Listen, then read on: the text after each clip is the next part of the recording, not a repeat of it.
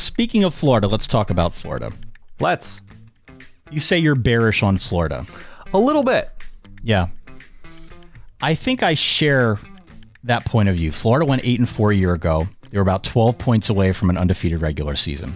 They lost by 3 at A&M because they had the Malik Davis turnover, which contributed.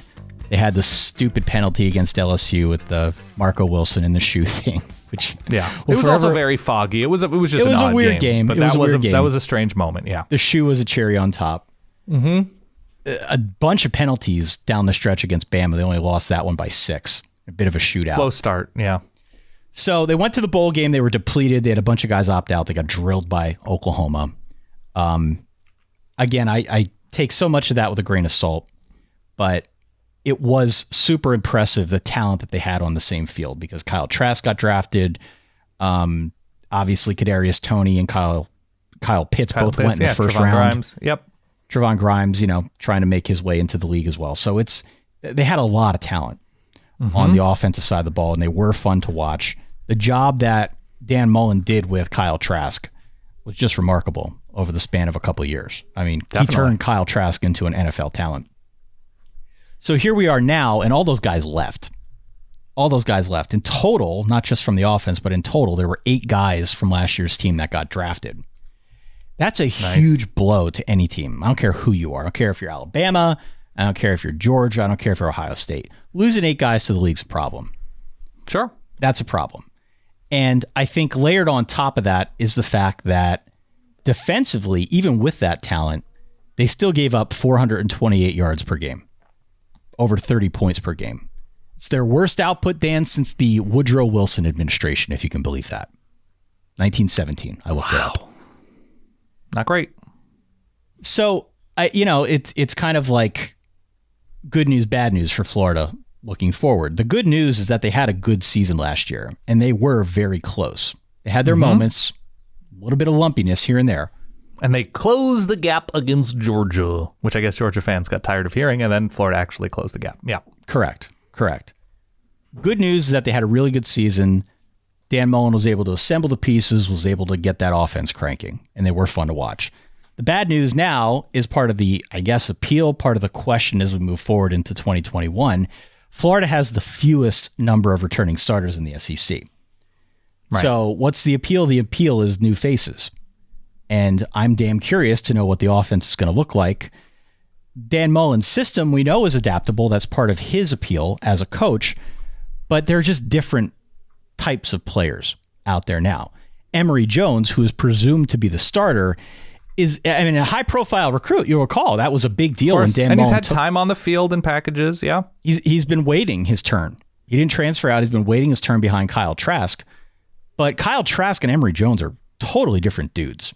They just play different kinds of football. They're just different players altogether. And so what can Dan Mullen do with Emory Jones? I recall at the time that he flipped from, I think, Ohio State, if memory serves. Okay. That one of the talking points was, this is a Mullen guy.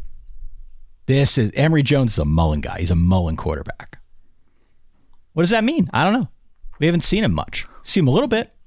Mobile, can run strong. There's been a lot of sort of sturdy Dan Mullen quarterbacks in his system. I think we all remember Chris Ralph.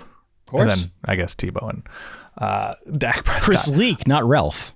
No, Ralph at Mississippi State. Oh, Mississippi State, yeah. Right. Yeah.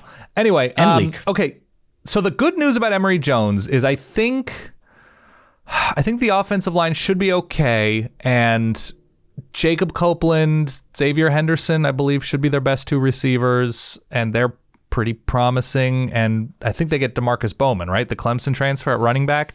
So there's enough there. There'll be enough guys rotating at running back that to command attention away from Emory Jones and sort of open things up if the offense is built around Emory Jones properly and Jones holds up his end of the bargain. So the cupboard isn't bare. It's just under experience. It's just not been opened very much. Yeah. Correct. And the bigger question on Emory Jones is, first off, we don't know how that's going to go, what the offense is going to look like with him and not him as a change of pace quarterback.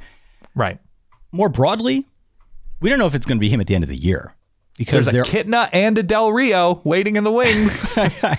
And Anthony Richardson. Yeah. So there are talented guys behind him that could potentially make a push. The offense is going to look different. They're going to need help from the line. You're high on the line, but I think they're okay. They're okay. Still kind of green. They lose their two best blockers from a year ago. And so it's going to take a little bit for that to form up. But the appeal for me is the offense and what does it look like now after Kyle Trask, after Kadarius Toney, after Kyle Pitts. Yeah, how do you not give a benefit of the doubt to Dan Mullen? Yeah, you're right. Defensively, I don't know. I don't like, yeah, man. I have a really hard time overlooking Florida from a defensive standpoint because there's always just so much talent. But they are really inexperienced up front and in the back. They're good at linebacker, but on the leading edge and on the back edge, there is an experienced question. If they could coach them up, they'll be fine. Right. But I don't know if we know enough at this point to just commit to that. And I'm not going to. So I have real questions about both offense and defense. But other than that. Yeah, other than that, right, they're great. They have a couple of like legit dudes on the defense, but it's not legit dude units. And I'm uncomfortable saying dude units right now as I say it out loud. It's true. But like it's true. Kaiir Elam's really good. He's a really good corner. But like, what does the rest of the secondary look like? I know they have a linebacker. I forget his name. That should be really good once again. But what does the rest of the core look like? It's exactly. It's individuals right now that we're confident in, not the full landscape. And so the thing for Florida is you talk about all those factors, and then you look at the schedule. They draw both Bama and LSU. LSU on the road from the West, which is not easy. LSU is going to be better.